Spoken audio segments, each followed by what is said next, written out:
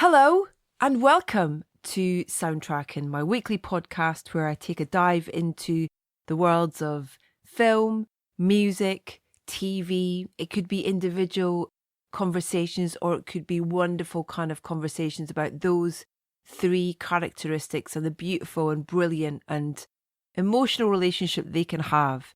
My name's Edith Bowman and thank you so much for listening. I very much appreciate it. It's great to have you along. And thank you to everybody who's got in touch on email. There's been a flurry of emails this week, which I really appreciate. Lots of suggestions on guests. So I am going to get onto that next week and start sending out emails and making a few requests based on your suggestions. And if you would like to get in touch, then it's simply info@edithbowman.com. And it could be about anything. It could be about a film that you've seen. It could be about something you're excited to see. It could be about the podcast. It could be about a guest we've had on. It could be about a guest that you would like to see on, but please do get in touch. We love hearing from you. Now, our latest guests on this week's episode, thanks to the latest in our film club, which we started last year with Everyman Cinemas, is Dev Patel and Jordan Peele, who joined me for the first Soundtracking Everyman Film Club of 2024 to discuss Dev's debut feature, Monkey Man. This was recorded at Screen on the Green in North London, and huge gratitude to everybody who came along for a splendid evening. As well as writing and producing the film, with a little help from Jordan, Dev also directed on what was, as you'll hear, an unbelievably challenging shoot. Now, Monkey Man is ostensibly a revenge thriller drawn from the rich tradition of classic kung fu movies, and that comes from Dev's childhood where he was a massive Bruce Lee fan, and you feel that love kind of just poured into this film. But if you peel back the layers, you'll find so much more, not least razor-sharp socio-political commentary. Now, before we get to Dev and Jordan, I just wanted to mention our YouTube channel, Soundtracking Extra, where we put up loads of video content as well as clips and conversations in full from the podcast. We also have exclusives from the likes of Tom Hiddleston, and one such exclusive is upcoming with the fabulous Noomi Rapace discussing her role in Apple TV's Constellation. So I wanted to give you a little taster of that chat. Music might be my first love. Maybe even closer to my heart than movies in one way. Because I listen to music. I start my day with music and I end my day with music. I'm listening to music all the time. It feels like oxygen for me. It's really it can help me reconnect with things. It can put me in certain moods. And it's really a strong tool that I that I use for characters as well.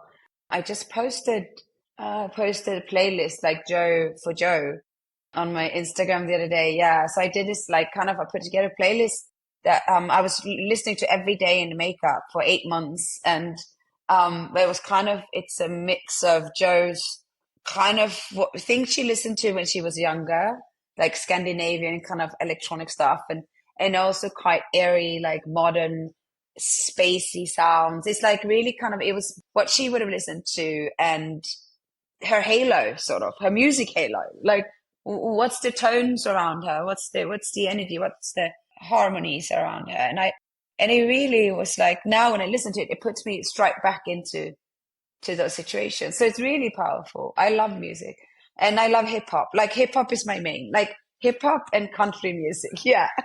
Noomi Rapace on Constellation there.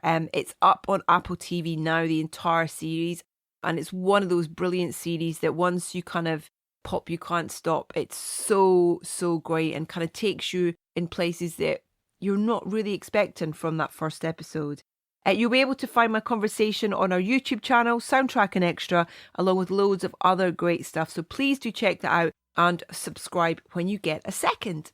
Right, on to Dev, Jordan and Monkey Man, which features an incredible array of needle drops, including 151 Rum by J.I.D. Act 1, Scene 4. Yeah, run Ricky, run, jump, come here they come, run, gun with the drum, bum, biddy bum, slump in the trunk, my city go dum, 151 rum in a blunt, young, num, and he got a little gun, a little bitty killer really doing it for fun, give him a little bit of here, get it.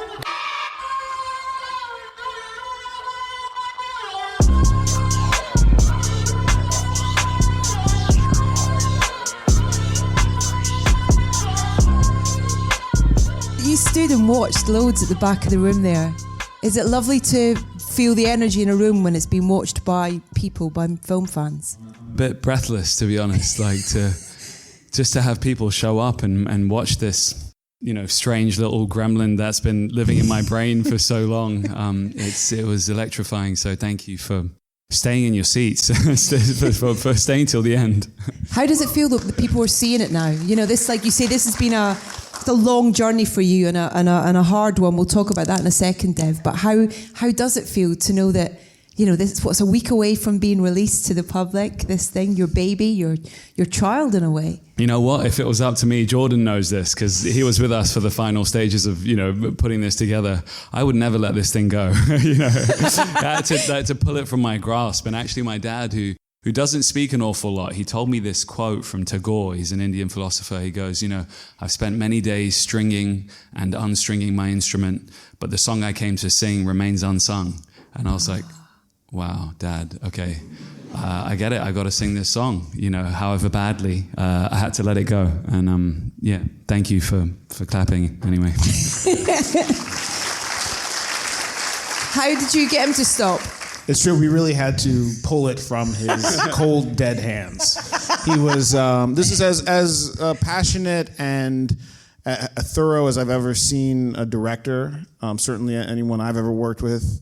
And I was in awe of Dev from the very start. From when he showed me an earlier cut of the film, I could see what you guys could see tonight, which was like this is a classic. This has this iconic element of that films had when I loved movies more, Hold on. That's troubling to hear, Well, George. look. Shots fired, man. I think there are better decades than the last couple of decades for film. And this film reminded me of that. Now, maybe that's just because when it reminds me of when I fell in love with film. Yeah. And I went to the theater time and time again to kind of like have this addictive experience with a group of strangers and a piece of art.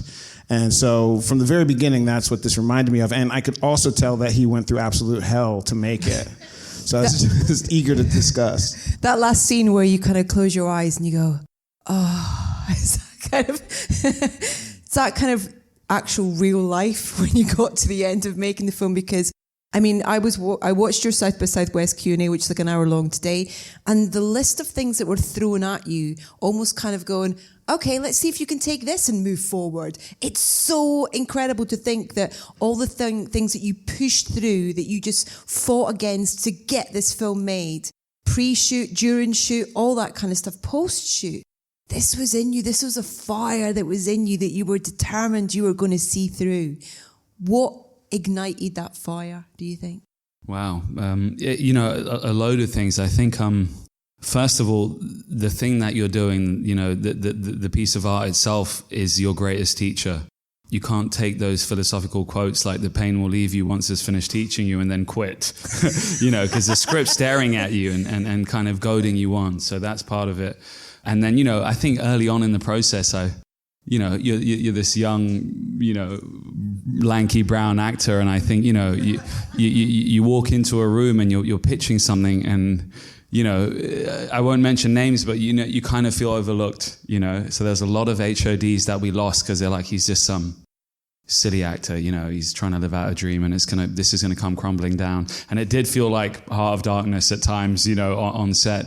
But that furnace of like, I'm going to fucking prove you wrong, man. Yeah. And we made this during the time of COVID. I felt a tremendous responsibility because we provided a purpose for some people in a really dark time. We had 500 people on this island in a bubble. And, I remember a couple of weeks before production, our financier called to tell me he's shutting it down.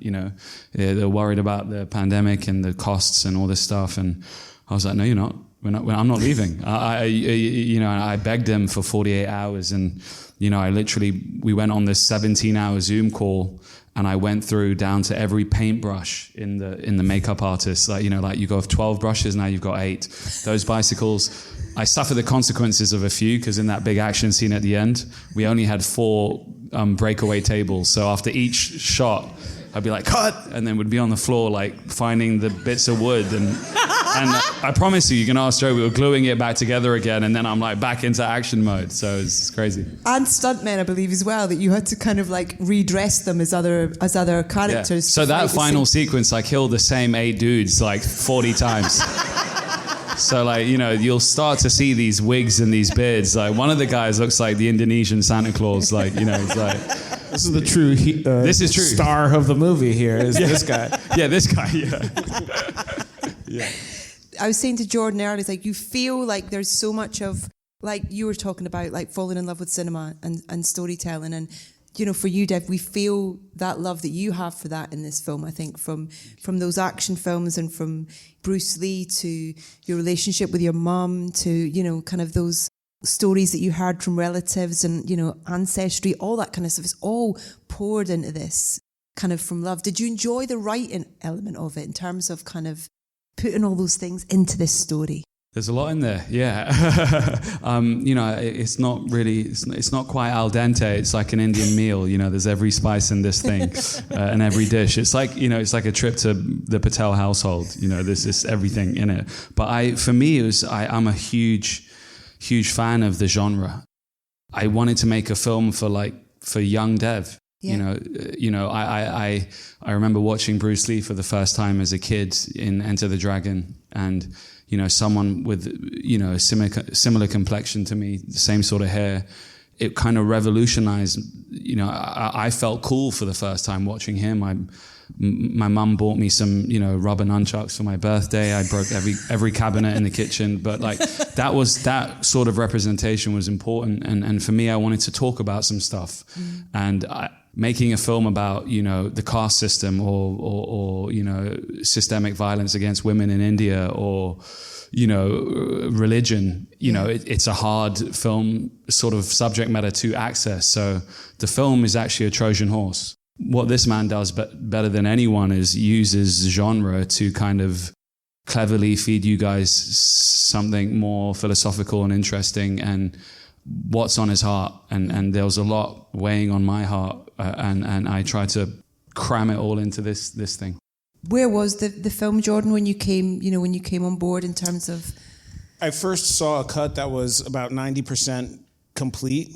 And I met him at a time where it may have been a low point, but he was at a point where all of us directors get, and I know must have gotten many times, but the brink of defeat is what I would call it. And, you know, I just had the, you know, fortunate position to be able to remind him, like, look, man, this is one of the best films I've ever seen, and you're good. You're right where you need to be, and every hurdle you've come across, you've leapt over so far. So just keep going.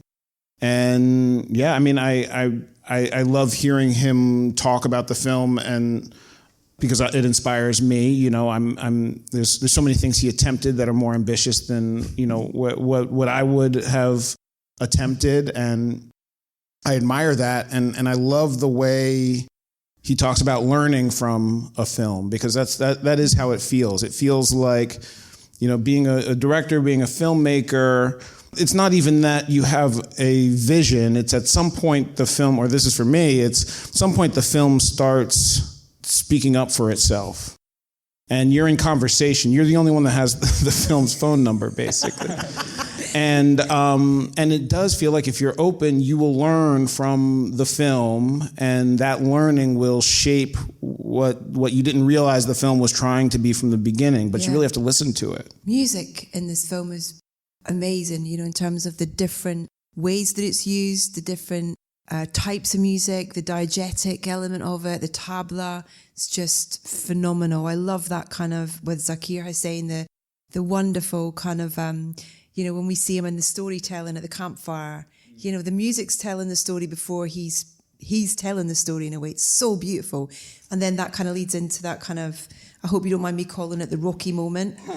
But that starts with silence before then that kind of relationship joins in.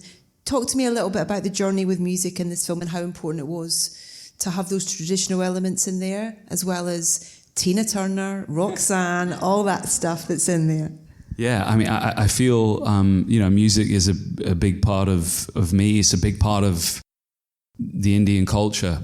When you spend, you're up at 4 a.m. with the stunt performers, you're working together, you realize that actually action is it's a percussive medium. Not only are the hits on the bodies, but like it's the guy letting you know he's coming at you by the sound he makes, and you're like, oh, and it's like, it becomes this like weird kind of like, I don't know, it's like an odd mating call or something between all these men. But it's very, don't quote that actually, sorry. It's all being recorded, it's fine. Yeah. We're recorded. Sorry, it's late. But, the music was huge and I wanted the music to be kind of collide like India does. It's a land of juxtaposition and contrast, and I'm a product of many different worlds. I grew up here in Rayners Lane, end of the Piccadilly line, so I'm listening to grime music, I'm listening to rap, I'm hearing my dad playing ZTV and Bollywood songs downstairs and, croaking by his laptop, and my mum's, every time she vacuums or cooks, it's Boney M, and that's why the Rivers of Babylon's in. Yeah. And for me, it I wanted to put forward the most vibrant parts of the culture, but especially with the training montage, Zakir Hussain, it's sort of a dying art form, Indian classical music, and I wanted to show people how fucking cool this guy is. Like each one of his hands is like its own drumstick, and he's in his 70s and he is ferocious. He's toured with Ravi Shankar, the Beatles, and they call him Ustad, which means maestro. And when I called him, I'm like, Zakir, I need you to come to this tiny island in Indonesia during the pandemic, no vaccines. And he's like, how long do I have to be there? I was like, you got to be there for like 2.5 weeks, but 2 weeks you're in a hotel room quarantining and you can't see anyone, and you're going to play tabla for 3 days. And he's like, okay, I'll come. But the idea was like, they call it a jugalbandi, which is it's a call and answer, which they do. It's like jazz. So I was like, you're going to play the tabla and I'm going to respond on this like dusty rice sack. And I kind of was talking about R2D2 a lot. I was like, you can explain a lot with sound and we can find humor in it. And, I'll never be as good as you. And that will be the joke of the sequence. And he can tell a whole story about a husband and wife or anything through through his hands. He's incredible. Yeah. That's amazing. He's won like 5 Grammys or something as well. Man, it's just a bunch, yeah. Unbelievable. But you talk about comedy, and that's another one of the many brilliant things about the film is the tone. In terms of you have these moments where you encourage us to kind of like have a kind of little chuckle or a breath or, whatever that may well be sort of thing. And I love that kind of double act with you and Alfonso, that kind of those two are like, with the tuk-tuk, which I think you described as the poor man's Batmobile, if I'm right. Is that in right? the script? I was like, it's the turbo, it's the ultimate rickshaw on steroids. It's the poor man's Batmobile, and he calls it Nicki Minaj because big bumper, nice headlights. But that thing was a nightmare. I mean, it was like super with Benny Hill. You had to speed ram the hell out of it in the edit. It couldn't go past gear number 2, and as Pitobash, will say, he goes, it keeps drifting this way. And every time I'm like, go. We spent a lot of the budget on these fancy cars in the car park. And, you see them and we renting this Bentley. And the first time you had to pull out, with me sitting in the back, he's totally scratched the front of this Bentley and the bumper fell off. And I was like, oh, there you go. There's like 3 days of shoot. Right. But you can't get angry at him. He's so cute. Look at that guy. Yeah. But like the choice of like that Tina Turner, like the title was, I don't want to fight. You know what I mean? It's kind of, there's all these kind of little sort of kind of moments that are like, we're the odd couple. Together. It was just like, Can I talk about Jed as well, Kurzel, for the score and also the scene with the piano, where you're in the club waiting and she's been attacked by the sexually abused by, and the piano's in the background, and that's kind of building the crescendo and the piano playing, and your flashbacks are coming and stuff, and the knuckles starting to pulsate and things like that. And what is that? What was that? And then also Jez as well, please. You're amazing, man. I just want to say, what amazing. We've just done 2 days of press junkets, and this individual was pulling out the best questions. I just thank you for making me like really. That's talent. Thank you. I'm just a geek and I'm really nosy, Dad. No. Jed, I've been obsessed with for a very long time. I actually watched a film that Riz did called Encounter, and that soundtrack to Encounter was like, blew my mind. So I started temping the movie with some of these tracks, and I begged Jed to come on. I begged him, and I was like, I don't want to do the fucking sitar as soon as you open on Indie. I don't want to do the usual stuff. I want it to feel kind of futuristic. I want to kind of encapsulate the trauma and represent his mother. I want it to be earthy and acoustic and kind of electronic at the same time. And, I kind of talked to him about this kind of like internal rumbling beast that is like, it's like these false crescendos I wanted to create where you think you're gonna, and then it just jaggedly goes away, and we keep doing these like moments like that. And the piano scene was my attempt at doing like a poor man's Wong Kar-wai. Like I just wanted to, a lot of this guy is an underdog, and it's based on keeping your head down and being voyeuristic. So like he's looking and absorbing, and I just had this image of this. When you like see someone play the piano and the kind of the hammers inside, and it just feels like the hammers of the soul. And I was like, we could, in those movies where someone's like in a church and like the whole setting, the gargoyles start like weighing down on them. Everyone's, everything. Yeah. I wanted that opulence, that club to start like suffocating him. And then we found this beautiful painting. It's called Jadayu. And that was like, okay, here we go. We could do something interesting there. But yeah, Jed is unbelievable. It's so amazing, like listening to you talk, and that this is your first film, because you've clearly been paying so much attention to every director that you've worked with, and kind of really just being a bit of a human sponge and kind of just going, because you just kind of, it's amazing. I mean, Jordan, you're kind of nodding there as well, and I imagine that's part of the appeal of working with him and being on board with this project and wanting to be part of it.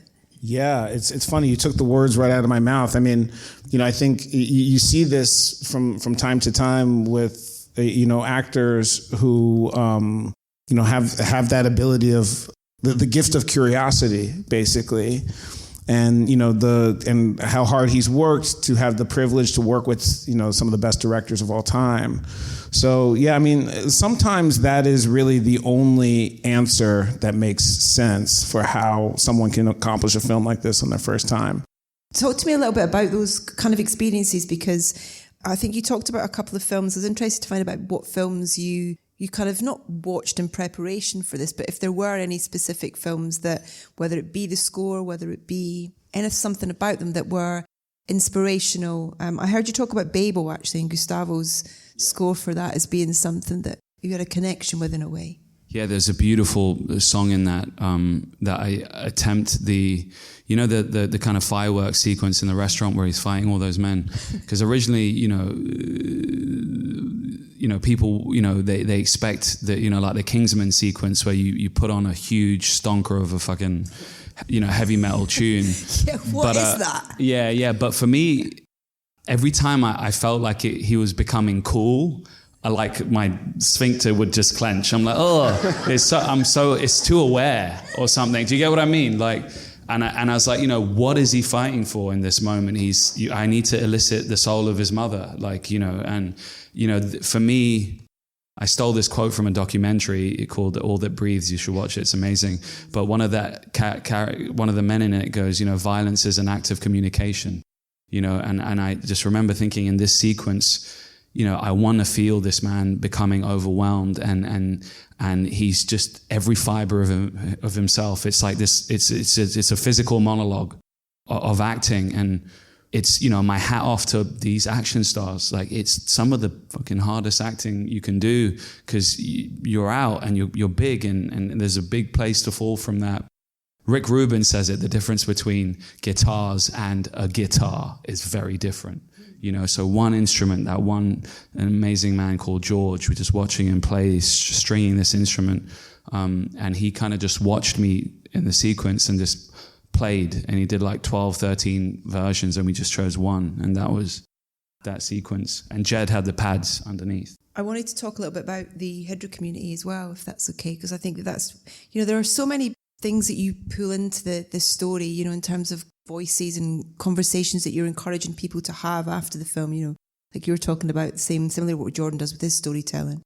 And that's a beautiful part of this film. It's just a really thoughtful and brilliant and powerful part, I think, of this story. And what was the inspiration to include that community into your story, into this I think world? The Hanuman story for me, like, he represents all of these things of strength and nobility and integrity. But, you know, when you look into it, he's someone that lost faith in himself. He needed to be reminded of who he was. And for me, you know, you look at the young Hanuman story, it's like Icarus. It's about the underdogs, the marginalized, the people that have been swept into the corners of society, the voiceless, coming together like Hanuman and his band of Vana, his monkeys, you know, living in this forest to save the day. And, you know, for me, this is a film about faith, a revenge film about faith, you know, and how faith can be an incredibly powerful force. It can bring us together, and it can cause great conflict and pain. Throughout time, especially now, it's becoming more rigid and confined. And actually, when you go to old temples in India, you'll see the most explicit carvings, the culture itself, like this kind of, every one of us has this duality, you know, devotion, destruction. And the Hydra community, for me, you know, I just, you know, and there was an actor in particular, a man called Vipin Sharma. I did a film called Hotel Mumbai. I don't even think we shared a scene, but he has the most soulful eyes. He is here today. He's actually standing right there, Vipin, Alpha. Plays Alpha. I wrote the character for him, and I wanted to call the character Alpha. You know, we use that as like, oh, that's an alpha male. Well, no, this is Alpha. This is our Alpha. You know, we're on this island in Batam, so I wanted to have some real transgender performers. So we went to TikTok, and there's Reva, Pehan, Dayang, never been in front of a camera before. Some of them are in fashion, and so it was kind of became this kind of like, I leaned on Vipin hugely, and I was like, you know, you are gonna set the pace for the scene. And, you know, sometimes everyone was, you know, screaming, and I was like, Vipin was like, what do I do? They're going crazy. You know, like, you know, when that one Hydra gets hurt, it was chaos, but he set the tone. I think we went into that temple scene the first day, and we all lit a candle, right? And we put an intention into it together. And it was a really beautiful, having them on set and their energy and their excitement to be there. And, you know, it was so funny, them watching me train, and like, it was just all them. We had a camera on them, and they were just cracking up and teasing me and catcalling. It was great. Yeah. Jordan, do you kind of wish you'd been on set? For this one, no. You know, no. This happened the way it was supposed to happen, and that was without me there. I'm extremely fortunate, I think, for many reasons, to come into it exactly when I did. And that I could help it in any way is, you know, I feel like, you know, Monkey Paw Productions is doing what we set out to do. Dev, what was the most helpful thing that Jordan did for you, do you think, from coming on board with this film? I think there was a point where I was ready to say goodbye to it. And then Jordan came in, and just from our first conversation, the first thing he said was, tell me everything. And I was like, what do you mean? He's like, I want to hear it all. And, you know, you've got this titan who's incredibly busy. He's running a huge company. You know, he represents a lot to a lot of people. Bar fight. I know. Don't give him your shoe. Yeah. And more than anything, it just kind of became like therapy. And I felt seen. And then he took me out to dinner, and we got fucking lashed, and it was amazing.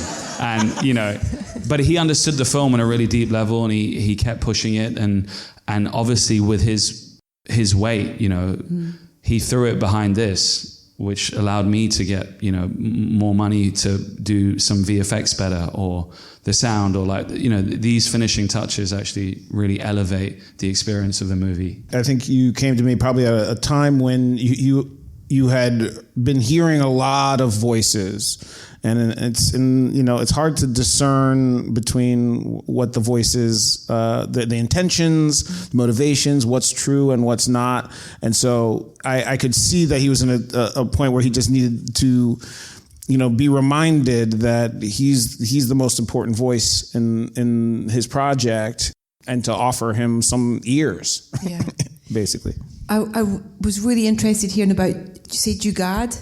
Jugad, yeah. Jugad, which is, can you explain what it means? Because it feels like it's a great word to sum up a lot about the film. I heard it when I was in one of the slums in India way back in the day, but, you know, it's like they say, you know, it's Jugad, you know, it's like by any means necessary. It's this kind of resourceful attitude, you know, you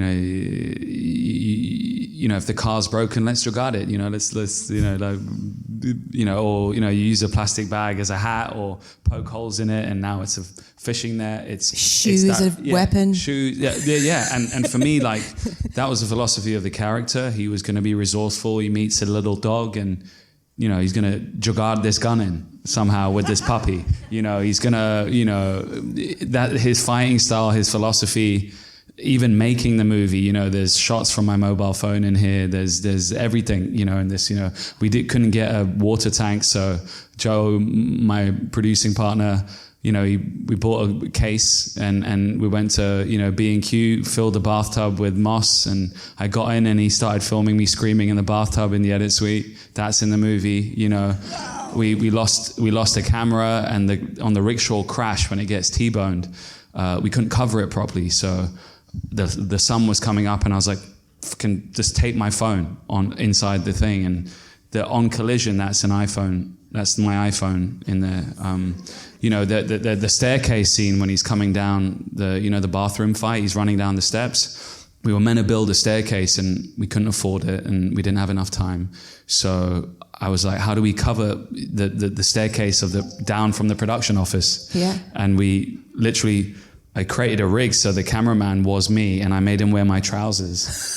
And so he's running down, and and then you kind of get hit back out of the perspective. And it's like, you know, through obstacle, you find innovation and opportunity with everything. You know that Diwali shot? One last one, sorry. No, keep going. You know where everyone's dancing, the big crowd? Yeah. And the camera's swinging above them. Like our crane broke. And I wanted to capture this shot, so I was like, why don't we just put a rope and turn it into a pendulum cam? So we were swinging this fucking expensive camera, and then, you know, one of our, you know, the producers was absolutely losing her mind, so it was Joe's job to keep her distracted. And I was like, yo, now that we know how to swing it, how can we film it swinging and then detach it whilst it's rolling and run through the crowd? So it swings, and there's all these dancers, and then they grab it and detach it and run with it. And it's in the film, but it's like shit like that. It's amazing. But it's to have the foresight to think of that. It's like the on-the-spot problem solving of going, fuck it, we'll just do this. It's amazing. Yeah. You can't tell. It's so fluid and part of the journey, and you're immersed in it. Completely. Yeah, this is exactly, you know, what it takes to make a great film. Is, you know, I'm sure he knows every moment of the film before he even starts to shoot it, down to the shot. Yeah. And then every single scene you shoot has to go a completely different way than you thought. And so, you know, that's this idea of never stopping, of always figuring it out, always being adaptable is that's it. And he's got it. To finish with, I hope you don't mind, I wanted to finish on that last piece of music that you have in the film, that last track. Is it called Glow? Grow. Not Glow. Grow. Faisal, UK artist. It's talk to me about, you know, it's a big moment, you know, in terms of it being the kind of it's the last thing really, you know, in terms of what we are left with as an audience as well. Was that an easy thing to come to decision on? Or Yeah, like the whole film, like the action genre is like, you work your way up these levels. You got the caste system, the poor at the bottom in this windowless hellhole, then the kings above them, and then they're there to challenge the gods amongst us. And above that has to be heaven, where his mother resides. And for me, in this land of heaven, you have Jed's score, and then Jordan was like, we need something over black that's, because I never thought of that, and it was totally his idea. He's like, you need to find a song that lets us sit in this emotion, like lets us feel and encapsulate. The audience needs to leave on a note. What is that note? And so he tasked me with a challenge, and actually, one of the great music soups at Universal sent us a bunch of songs, and I wanted to put this Ben Howard song in there, and we couldn't afford it. It was called Depth Over Distance, but very similar feeling. And then this song came about, and it was beautiful, and I could feel the roots, I could feel the growth, all of it. It's absolutely perfect. I hope it hasn't put you off making another one. No, not at all, Yes. not at all. Thank you both so much for being here to let You're me amazing. pick your Yes. brains about this. Aren't you. they the best? And I'm Thank so you. excited Thank to just join in. Jordan Peele and Dev Patel, ladies and gentlemen. Thank you. Thank you for coming, everybody. Thank you. Have a Thank safe you so journey much. home. Oh, and don't forget to tell your friends it's in cinemas 5th of April. We're all going to see it again together.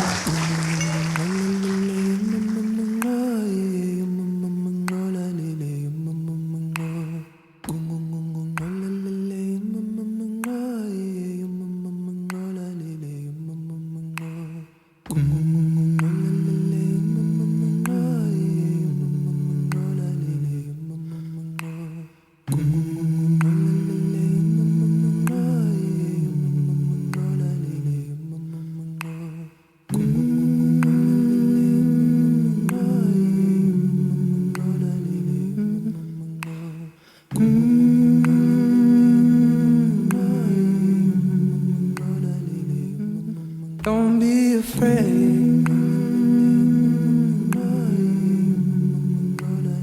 After the darkness is light. So don't you be afraid. When it comes the long night. Long night.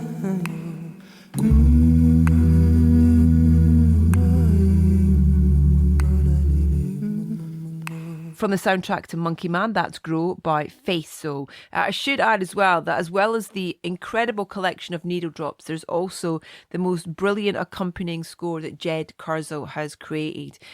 Jed's featured on this podcast in the past, normally working with his brother Justin. At time of recording this podcast, we were unable to get access to the score, but needless to say, that will be available at some point, and we'll make sure that you are fully aware of that.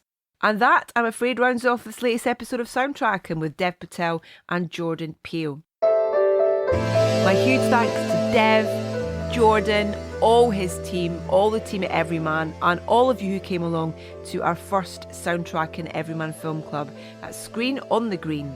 Monkey Man is on general release from the 4th of April, so do get along to see it if you can. Our next film club is going to be with Sam Taylor-Johnson and possibly a few other guests to celebrate her new release, Back to Black. That's coming out on the 12th of April. We're going to be hosting that event on Tuesday the 9th of April. So a week on Tuesday, back again at Everyman's Screen on the Green. And we'll put details up on our socials if you would like to come along to that. Just quickly on Jordan, I've been lucky enough to speak to Jordan a couple of times before on the podcast, and if you would like to listen to those episodes with him, he's such a generous interviewee. I love chatting to him. If you want to listen to those previous episodes, just head to edithbowman.com, search for Jordan Peele, and you can find it amongst our 400 plus episodes. And also, as I did mention at the top of the show, please subscribe to our YouTube channel, Soundtracking Extra, if you get the chance. Join us next time on Soundtracking, where we are very excited to welcome back Mr. Alex Garland, writer, director, and really kind of in-depth film conversationalist. I love chatting to Alex. And I did, in fact, get the chance to do that just last week about his new film. It's called Civil War. It's coming out on the 12th of April. I'm not going to tell you anything about it. We'll reveal all next week when we talk in depth about his work, and working again with Jeff Barrow and Ben Salisbury on the score. I very much look forward to the pleasure of your company then.